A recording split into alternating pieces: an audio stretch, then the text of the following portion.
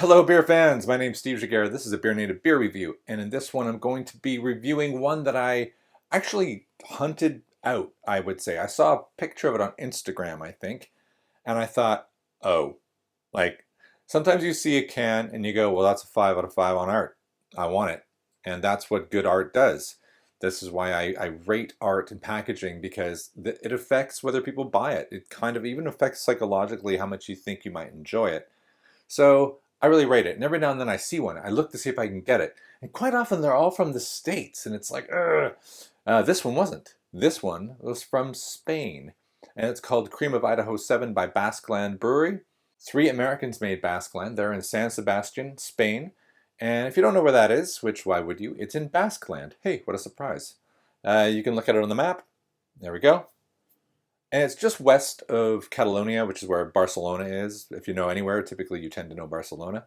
It's just north of Rioja, where awesome wine comes from. If you're North American and you say Rioja, you're saying it wrong. A lot of North Americans don't know that. So, let's take a look at it up close. I took a photo earlier. Yeah, I didn't really need the cam, and the cam ran out of batteries. So, and it's really just striking because, yeah, it looks like the old Campbell's soup can design. Like, how Campbell's isn't constantly suing people who do that. Andy Warhol made a fortune off of that. And just the idea of just taking that and making it into a soup, I just cannot believe I've not seen another can do that. There's got to be.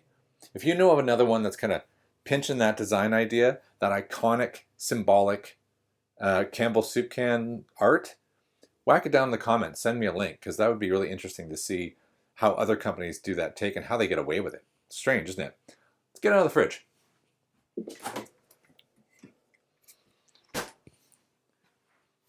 There it is. Great big old can of soup, can of Idaho 7. And I'm becoming a fan of Idaho 7. Now when I see Idaho 7 on the can or somewhere listed as a hop, I almost get like a Pavlovian response where I'm like, woo.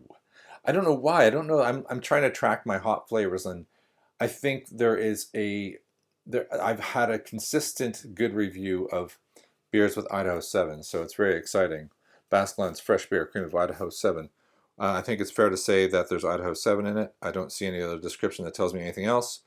So let's go for it as a potential for a single variety, which I really, I'm a fan of that. If you watched any of my other single variety ones, let's crack it away like that.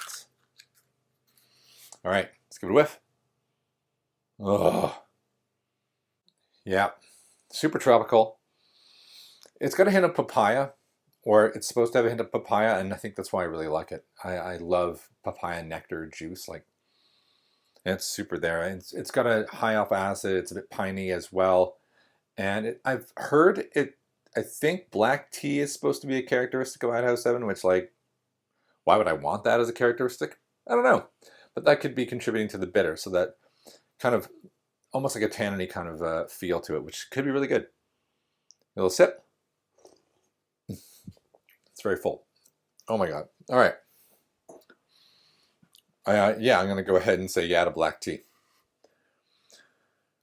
Very excited. The smell. Oh, wow. So the late hit. Wow. Stone fruit, of course. There we go. Citrus, put that down. The sweet side of a grapefruit, a pink grapefruit, that's what I meant to say. Yeah, that's a very beautiful thing, isn't it? Nice sustained head, bit of mix of bubble types. Yeah, let's dive right in.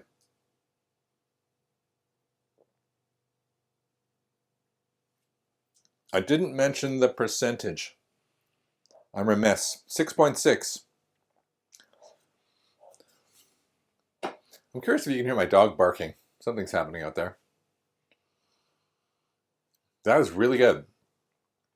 Strong bitter, but not offensive. Piney, but not nasally.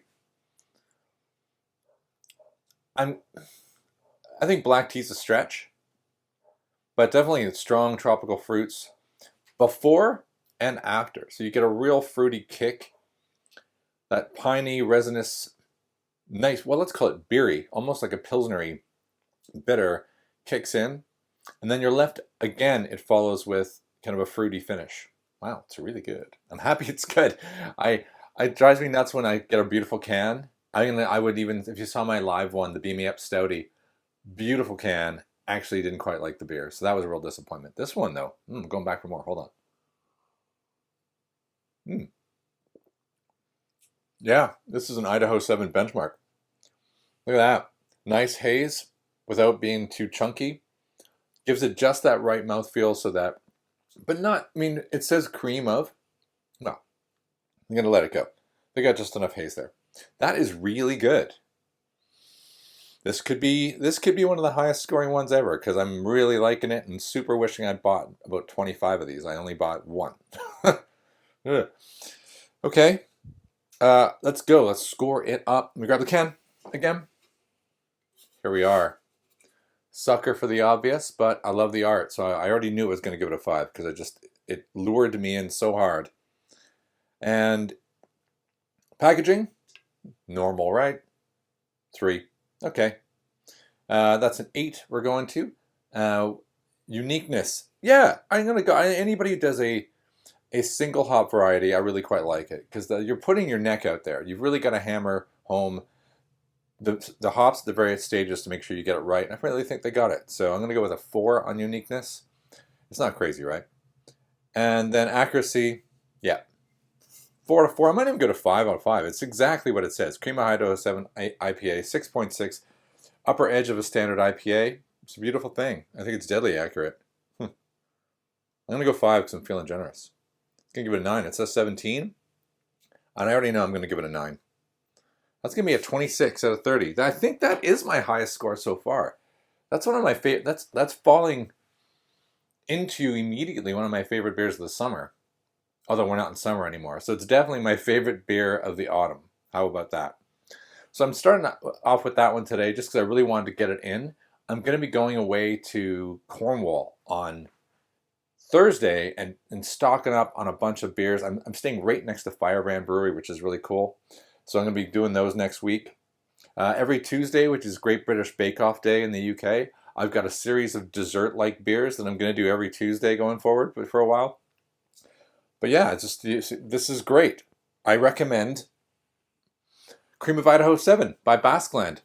Well done, you 3 Americans making beer in Spain. And I'm kind of jealous because you're living in Spain. That's an awesome place. And the weather there right now is brilliant. I checked it this morning because I usually go holiday there. It's like 25 degrees and sunny. Now and for the rest of the week. Spain. All right. Thanks for watching. My name's Steve Giguere. This is a BeerNative Beer Review. If you like what you see, please subscribe, ring the bell, and tell your friends. Steve out.